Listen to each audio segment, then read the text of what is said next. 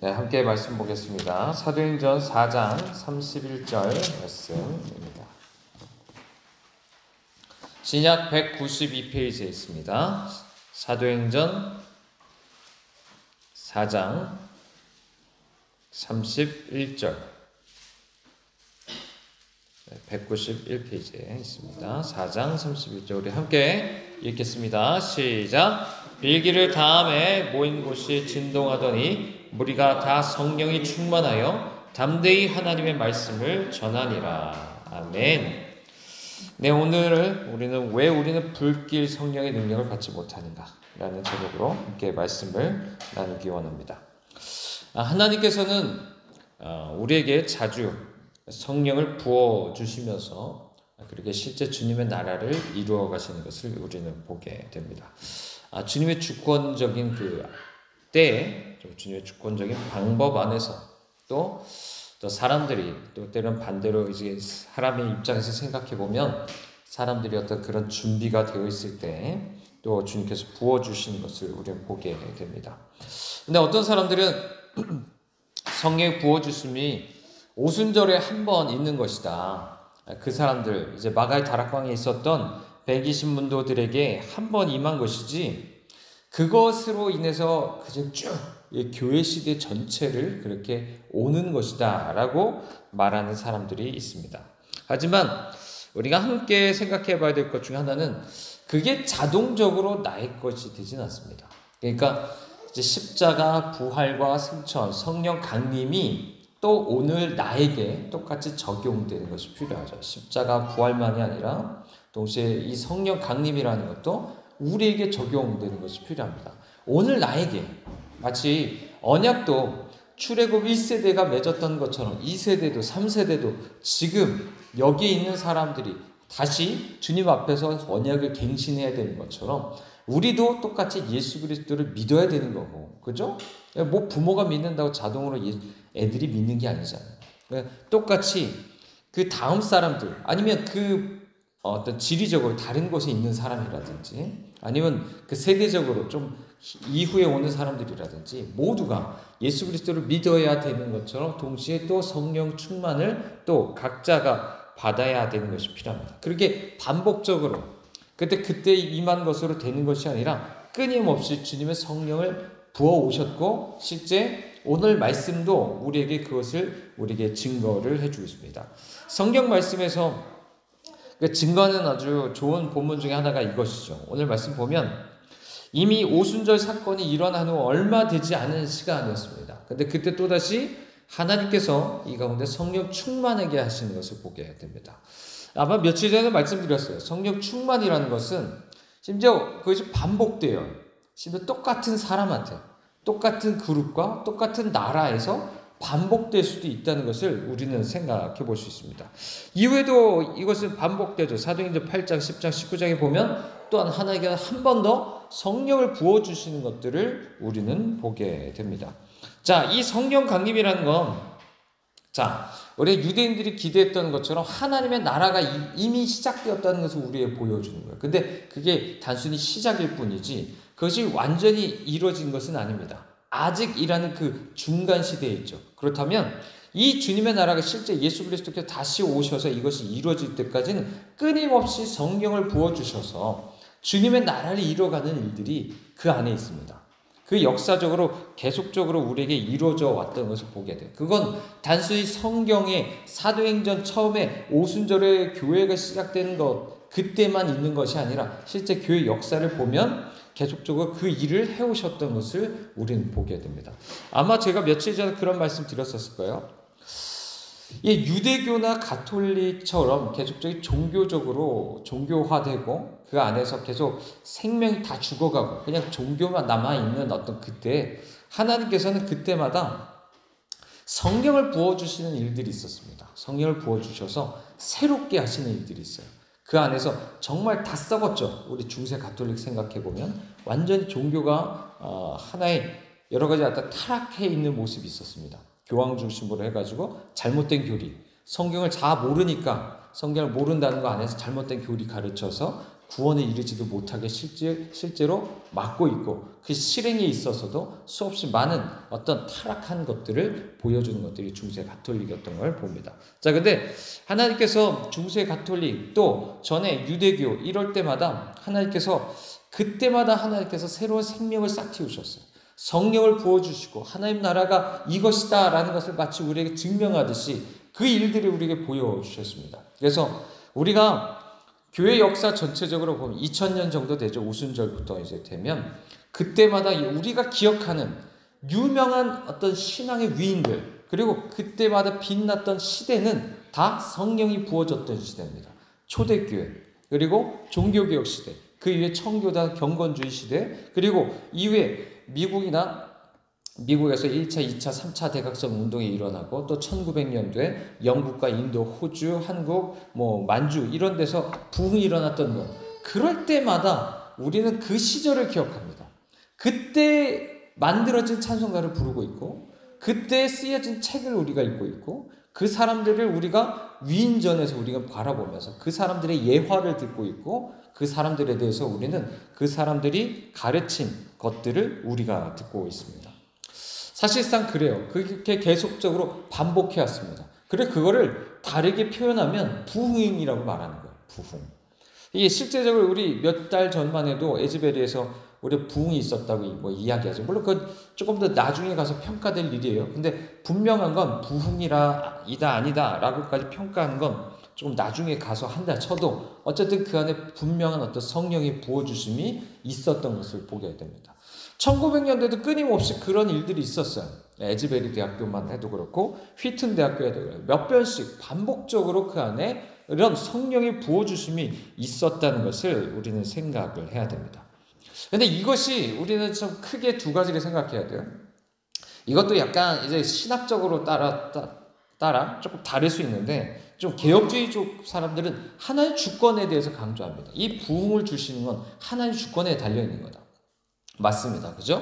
로마서 9장에서 이야기하는 것처럼 우리 개인의 구원도 그렇고 우리 개인에게 성령 부어주심도 그렇고 이 교회나 어떤 지역 안에 주께서 부흥을 성령을 부어주심도 주님의 주권 안에 있어요. 내가 어떤 원한다고 해서 그것을 막 내가 그 원하고 그것을 위해서 내가 막 애쓴다고 해서 되는 문제는 아니에요. 사실 주님 주권 안에 있는 것입니다. 그러면서 동시에 이것은 인간의 책임의 영역도 있어요.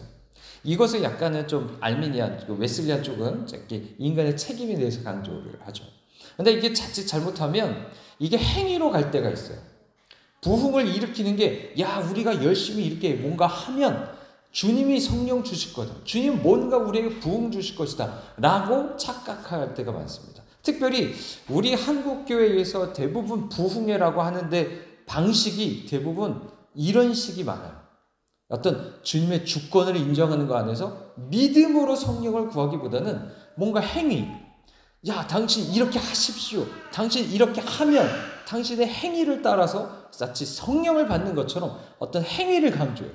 이렇게 하십시오. 저렇게 하십시오. 근데 우리가 이 것들을 좀 건전하게 이것들을 잘 우리가 균형 잡게 가져가셔야 됩니다.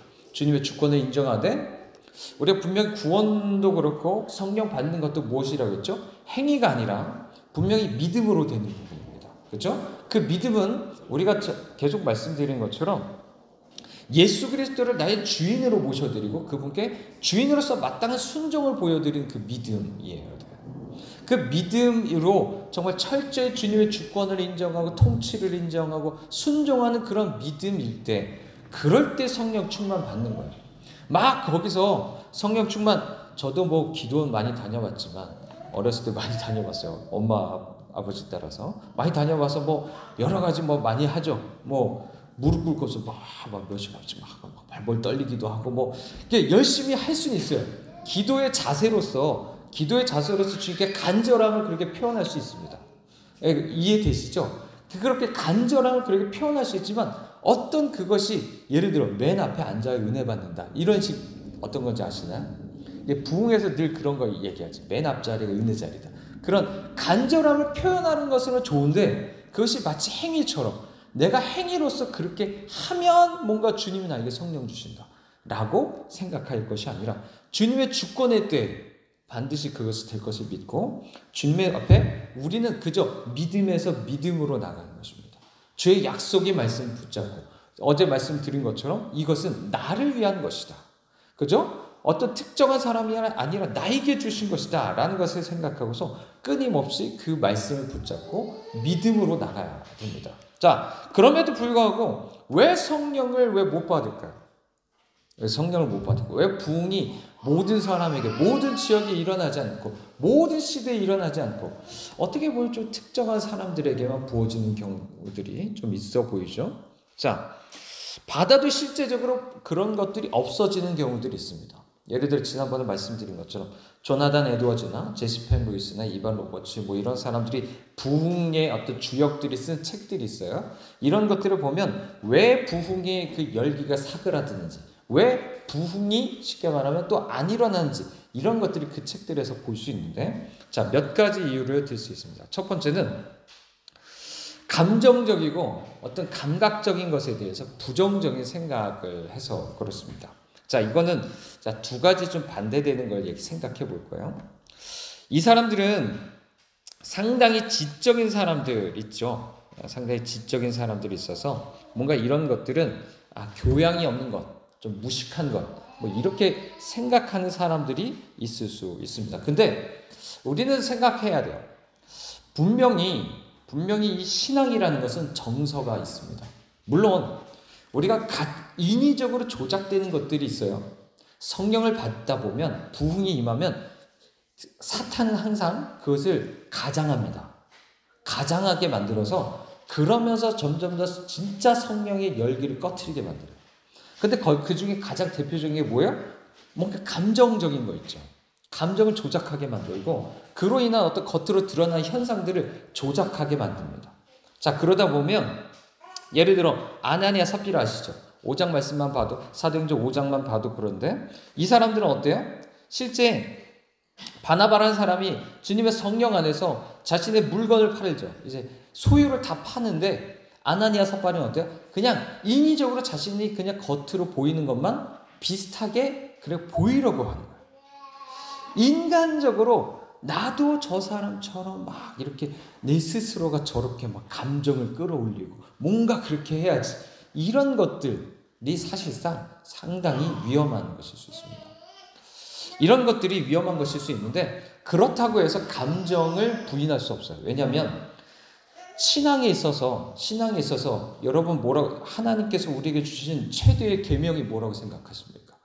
거룩함은 무엇입니까? 그것은 사랑이에요. 그죠? 사랑에 대한 것입니다. 한 계명으로 요약하면 사랑이잖아요. 그죠? 그리고 거룩함은 다름이 아니라 하나님은 정말 전심으로 사랑하는 거잖아요.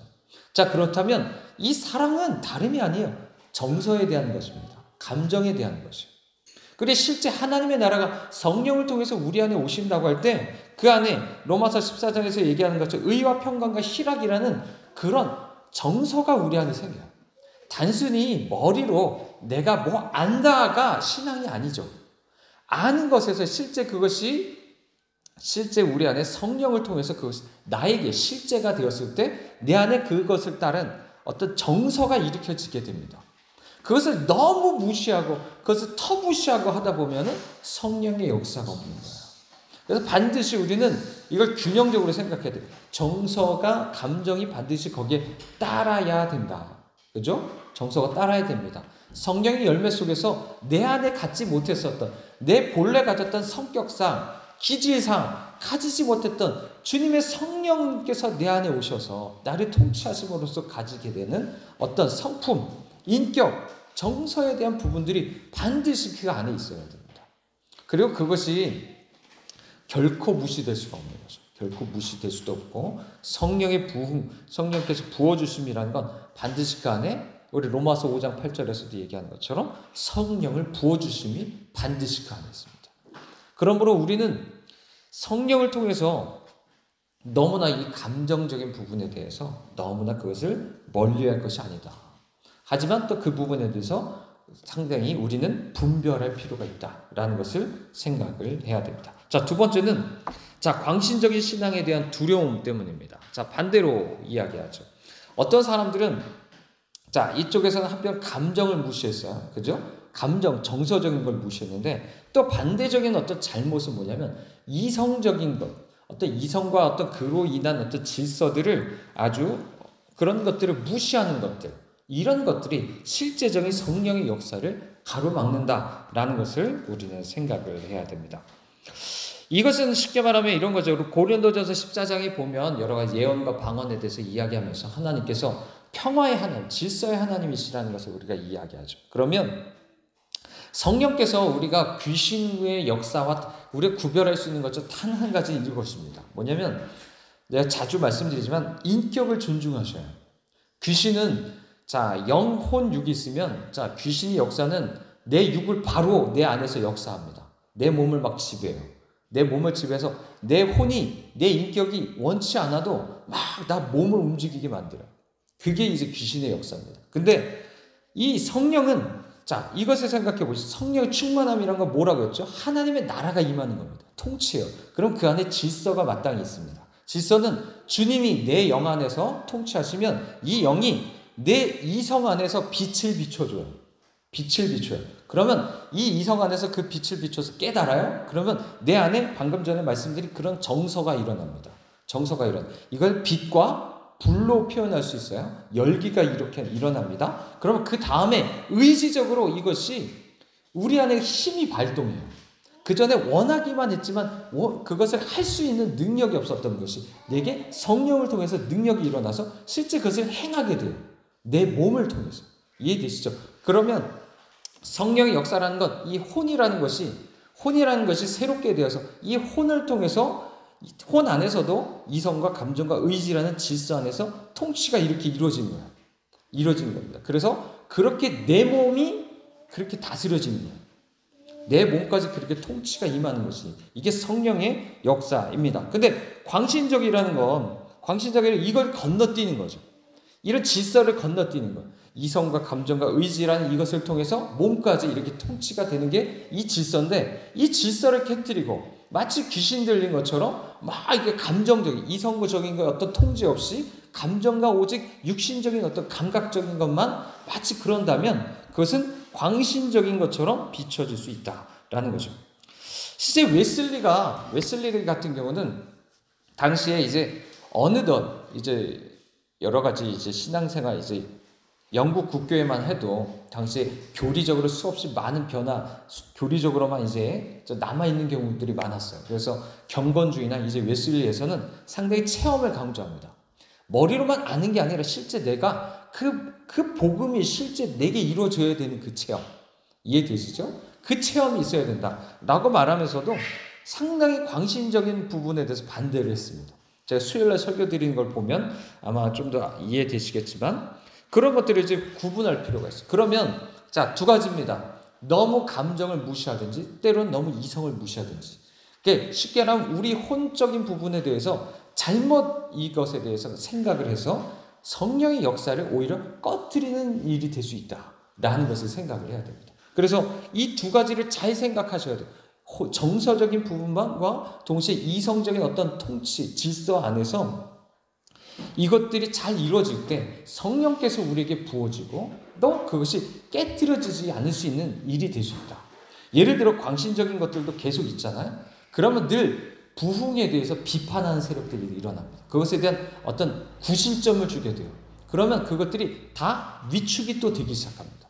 뭐 이런 것들도 늘 부흥의 역사를 보면 그런 것들이 있죠. 그래서 우리는 이 정서와 이성, 빛과 불 이것이 우리에게 동시에 있어야 된다. 라는 것을 우리가 생각하길 바랍니다. 성령님은요, 우리에게 이 두 가지로 오시는 거예요. 빛과 불. 빛으로 오셔서 우리에게 예수 그리스도를 밝히 보여주셔서 깨닫게 하시고 또 그분을 깨닫게 함으로 인해서 내 안에 이 사랑의 불이 타오르게 하는 거예요. 그로 인해서 내가 그로 인해서 철저히 예수 그리스도 앞에 순종하는 자가 되게 하는 거예요. 그러면 자동으로 물론 성령의 충만하심, 주님의 나라가 내게 올 수밖에 없는 거죠. 그의 성령의 역사가 바로 그것이다 라는 것이죠. 자, 마지막으로 우리 함께 생각해야 될 건 자, 믿음에 대한 겁니다. 왜 우리가 성령을 못 받냐면 믿음에 대한 이해가 달라져서 그래요. 우리가 항상 교회에서도 인본주의적인 것, 세상적인 것 안에서 같은 말을 쓴다고 해서 같은 뜻으로 받아들이면 안 돼요. 믿음도 마찬가지. 믿음이 제가 지난번에 웨슬리안 설교할 때도 말씀드렸지만 믿음이 단순히 지적으로 어떤 교리에 대해서 복음에 대해서 거기에 동의한다는 게 믿음이 아닙니다. 많은 사람들이 십자가의 길을 걸어가면서 내가 정말 그 성령 충만의 길을 걷는 것을 피하기 위해서 난 단순히 지적 동의하면서도 난 믿고 있어. 난 믿고 있어. 난 이대로도 천국 갈 수 있어. 라고 말하는 사람들이 참 많아요. 근데 그게 아니죠. 구원받는 신앙은 아더 핑크가 구원받는 신앙이라는 책에서도 이야기한 거죠. 구원받는 신앙은 분명히 그 안에 순종이 따라야 됩니다. 로마서 1장에서도 바울이 이야기하죠. 행함이 따라야 되고 순종이 따라야 되는 믿음이에요. 그거 없으면 그냥 머리로만 아는 거예요. 그거는 구원받은 믿음이 아니다. 구원받은 믿음이 아니다. 라는 것을 우리에게 이야기를 해줍니다. 또 반대로 은사적인 믿음도 마찬가지입니다. 구약에서 수없이 많은 사람들이 성령께서 내 안에 내주하셔서 구원하신 역사가 구약에는 없었어요. 근데 그때도 뭐가 있었냐면 성령께서 임하셔서 여러 가지 은사적인 부분으로 나타내시고 사용하시는 일은 있었어요. 그죠? 심지어 그게 이방인에게도 나타나고 악인 가운데도 주님 사용하세요. 그렇게 은사도 나타나고 주님 사용하세요. 그거 가지고 구원받았다라고 말할 수 없어요. 이해되시죠? 지식적인 믿음과 어떤 은사적인 믿음이 구원받는 믿음은 아니다. 성령 충만 받는 실제적인 믿음하고는 다르다. 은사가 있다고 해서 성령 충만이 아니에요. 그것은 내 실제적인 구원받는 믿음은 정말 예수 그리스도에 철저히 순종하고 순복하는 믿음이다. 그럴 때 성령 충만함 속에서 우리가 실제적으로 구원이 주님의 나라가 저 미래가 아니라 현재적으로 내 안에 이루어지게 된다는 것을 말씀드립니다. 자, 말씀을 정리하겠습니다. 오늘 말씀. 성령 충만은 오늘도 부어질 수 있습니다. 많은 사람들이 이제 기대를 합니다. 정말 이 마지막 때 마치 오순절처럼 정말 주님께서 그런 성령이 부어주심, 정말 1900년대에 있었던 부흥을 넘어서 더 큰 부흥을 주시지 않을까, 이런 기대를 하고 있습니다. 하지만 그때 우리가 그것을 정말 받을 수 있는 준비가 되겠죠. 자, 그 받을 수 있는 준비, 바로 오늘 두 가지를 말씀드렸습니다. 감정적인, 정서적인 것에 대해 너무 터부시한다든지, 아니면 그거 없이 정말 이성적인 어떤 영의 어떤 통치를 이제 배제하고서 그냥 광신적인 어떤 부분들, 이런 것들이 있다면 안 된다. 그리고 우리는 오직 구원받은 믿음, 순종하는 믿음 안에서, 그 믿음에서 날마다 우리는 그 십자가의 길을 걸어가야 된다. 그래야만 주의 성령 충만이 우리에게 부어진다. 이것은 각 개인에게는 언제든지 임할 수 있습니다. 나라의 어떤 지역 안에 주시는 부흥은 그것은 또 다른 차원이고요. 개인에게 주신 성령 부어주심은 그건 또 하나님의 주권적인 때가 또 달라요. 얼마든지 주님께 구하시길 바랍니다. 주님이 또 반복적으로 우리에게 성령을 부어주시고 그 나라를 우리가 맛보게 하실 줄 믿습니다. 자, 오늘 함께 우리 같이 말씀 붙잡고 기도합시다.